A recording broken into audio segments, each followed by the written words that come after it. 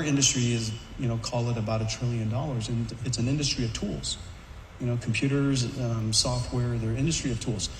For the very first time, this is going to be an industry of skills.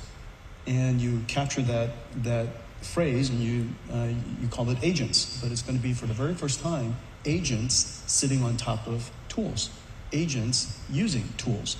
And the opportunity for agents is gigantic, as we know. We now know. I'm hoping so, by the way. It sounds insane, but here's the amazing thing: we're going to have agents that obviously understand the subtleties of the things that we ask it to do, but it can also use tools, and it can reason, and it can reason with each other and collaborate with each other. And we're going to give a problem to Agent Force, and agents are going to go find other agents that can help achieve this mission. They'll work together, assemble together, work together, and solve this problem. And so I think the breakthrough for me was at a moment when we realized that unsupervised learning was going to be possible, because the ability for humans to be able to label data at scale, that we would become the limiters of these digital AI to expand their capabilities. And when unsupervised learning came along, which allowed us to use language models, to create language models which codify human prior knowledge, using that to now learn multimodal data, from that point forward, the scale was going to be exponential. For everybody here, this is an extraordinary time, because in no time in history has computer technology not only moved faster than Moore's law.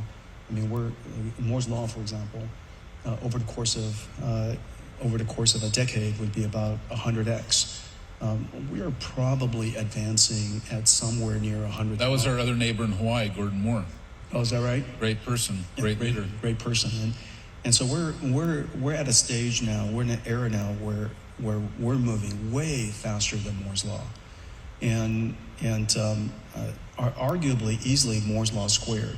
And the reason for that, of course, is at every single layer, computers went from CPUs to GPUs, from human engineered software to machine learning software, and now this feedback loop that allows us to create new AIs, and these new AIs are helping us create new computer systems, and these new computer systems are advancing at such incredible rates, which allows us to create even better AI.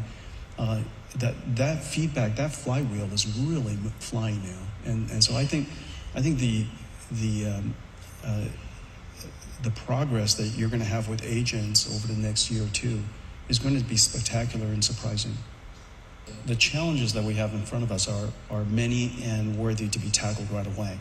Of course, some of the most inspiring advances has to do with fine-tuning, supervised guardrailing, and all of the work that surrounds safety. Everything from using AI to curate the data, to create safe curriculum to teach the AI, which then fine-tunes the AI on particular skills that ground it on values.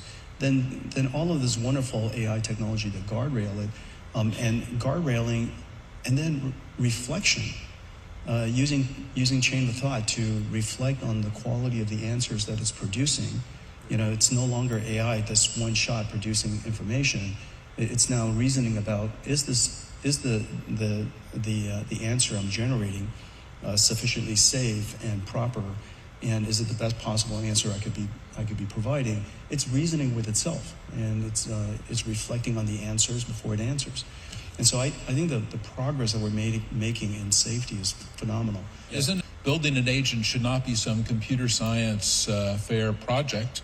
It should be something that we can easily do, because it's going to be a lot more like onboarding employees than writing software.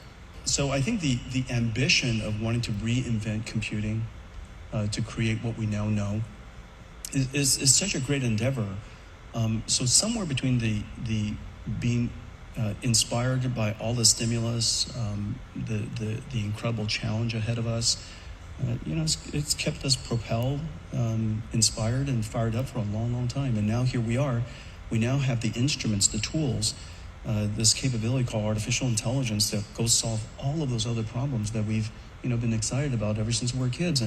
And so that's pretty exciting times, unbelievable times. And so I think for all of the industry, this is what we're all fired up about because we're now seeing it. And we get the benefit of being inside the industry, looking at the early indications of all this work. And I'm excited to be here today, helping to celebrate the beginning of the enterprise AI era. Let AI handle the routine tasks while we focus on dreaming and imagining. Subscribe and join our Telegram AI study group to stay updated on the latest AI trends and news. Efficiency is for robots, whereas in science, art, and human relationships, inefficiency prevails. We learn and grow through failure and exploration. In the future, interviews might ask about AI skills the way they once asked about Word/Excel/PPT. AI could blur job roles, combining roles A, B, and C into a new role or X, and create more new job categories.